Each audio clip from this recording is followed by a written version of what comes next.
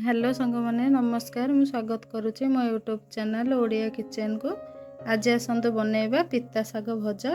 देखो ये केते बढ़िया देखा जाउची, खाइबा को बहुत ही भल लगे। वीडियो टी को फुल देखंतु, चैनल नुआ थिले सब्सक्राइब निश्चिंत करंतु। चलंतु पिता शाग भजा बनैबा। देखंतु ये पिता शाग भजा करिया को शाग को ये भल एमती बाछि नहीं, बाछिकी धोईकी रखी तो भलरे पूरा धोई नहीं। ये देखो मुझे गोटे आलू और गोटे पियाज को एमती सब काटी नहीं, काटिक एमती धोईकी रखी। आलू पियाज एमती आम पूरा मिसेक एमती रखा।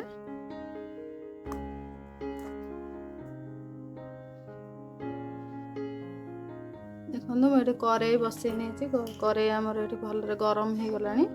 एबे आम एथरे किछि सोरिष तेल पकेबा।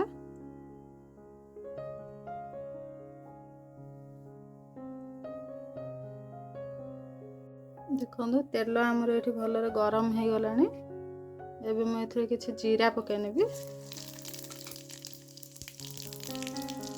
आलू पियाज काटिक रखिथिले पके नबा।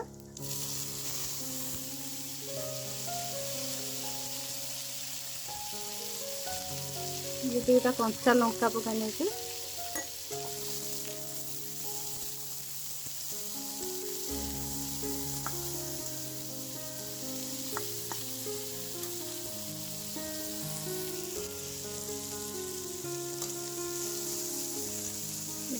स्वाद अनुसार लुण पका ना।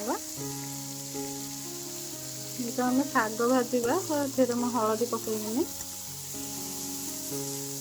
एमती भलरे 5 मिनिट घोड़े भाजी नवा। देखो आलू आमर ये भल अधा सीझी गला।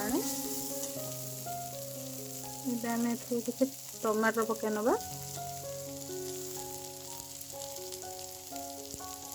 एमती काटी रखा रसुण,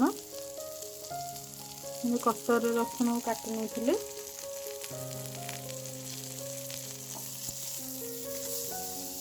आउ 2 मिनिट एमती भाजी नवा आम टमाटो सॉफ्ट होला जाए।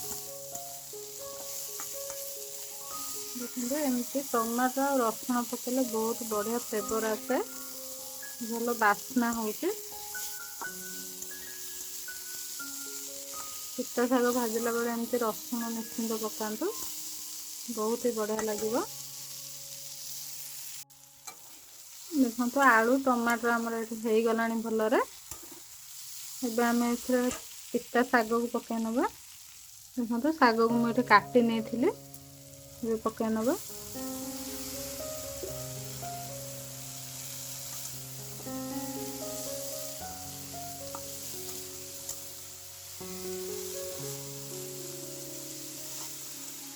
जो मैंने भी पिता खाऊ नथिबे एमती थरे बनै खातु, निश्चिंत खाइबे, बहुत भल लागिवो।